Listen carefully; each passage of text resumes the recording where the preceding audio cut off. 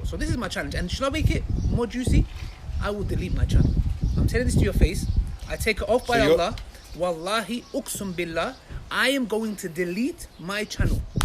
I'm going to say this is my last video. This is my last video on this channel. You will delete your channel? I will delete my channel. If yes? What? If they can answer this question genuinely. So the challenge is to repeat. Yes, just make it clear. That if Islam-hating missionaries, yes, Islam-hating missionaries yeah, can show Ali Dawah, yes, that the Bible has not been corrupted, yes, the Old Testament as well as the New Testament, yes, and what the Bible contains today in the Greek manuscripts or in the Hebrew manuscripts or in the translations is exactly what the authors wrote. These are original writings of the authors. Ali Dawah will delete his channel. Exactly. Most Muslims know that the Quran affirms the initial inspiration of the Torah and the Gospel, the scriptures of Jews and Christians. They believe this based on passages of the Quran, such as Surah 3, verses 3 to 4. He, Allah, has revealed to you the book with truth, verifying that which is before it, and He revealed the Torah and the Gospel aforetime, a guidance for mankind, and He revealed the criterion. So Allah gave the Torah and the Gospel as a guidance for mankind. But many Muslims are convinced that the Torah and the Gospel were later corrupted, and they assume that the Quran claims that the Torah and the Gospel have been corrupted. This isn't what the Quran says at all. In fact, the Quran declares that 7th century Jews and Christians were still reading the Torah and the Gospel as the Quran was being revealed. In Surah 7, verse 157, Allah says, "Those who follow the messenger, the unlettered prophet, whom they find written down with them in the Torah and the Gospel, it is they who will prosper." How can we find Muhammad mentioned in the Torah and the Gospel if we don't have the Torah and the Gospel? Is the Quran only saying that there are parts about Muhammad that are reliable, even though other parts have been corrupted? How would we know that the parts about Muhammad weren't among the corrupted parts? What's the point of appealing to a book to validate your prophet if you're simultaneously claiming that the book you're appealing to has been corrupted? Contrary to charges of corruption, the Quran asserts that no one can change Allah's words. Surah 6, verses 114 to 115. "Shall I then seek a judge other than Allah? And He it is who has revealed to you the book made plain. And those to whom we have given the book know that it is revealed by your Lord with truth. Therefore you should not be of the disputers. And the word of your Lord has been accomplished truly and justly.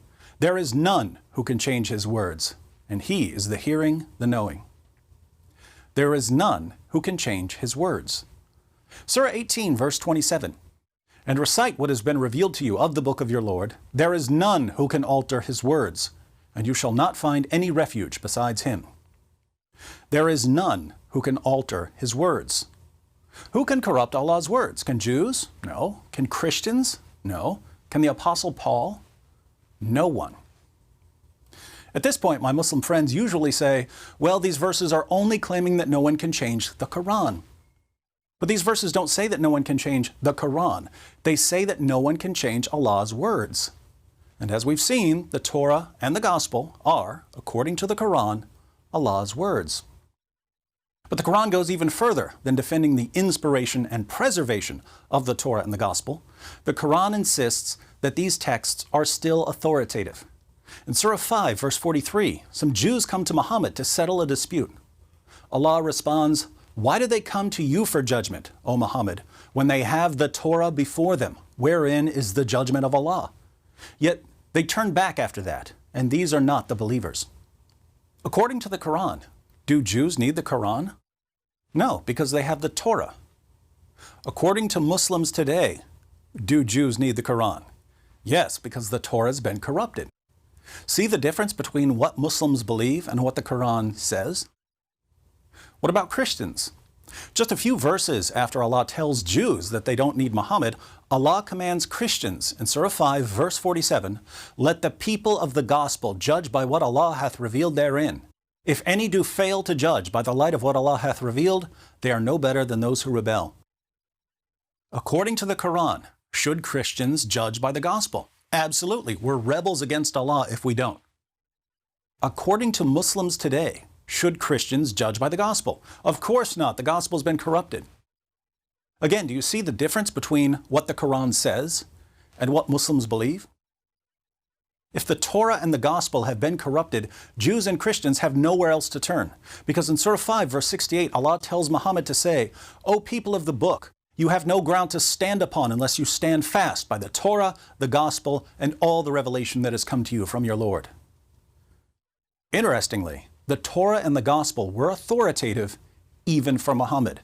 When Muhammad was having doubts about his revelations, he was commanded to go to the people of the book for confirmation.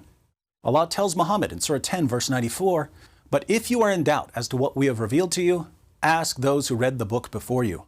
Certainly the truth has come to you from your Lord, therefore you should not be of the disputers." So the Torah and the Gospel are authoritative, not only for Jews and Christians, but also for Muhammad himself. Muslims who deny the inspiration, preservation, and authority of the Bible are therefore contradicting the Quran.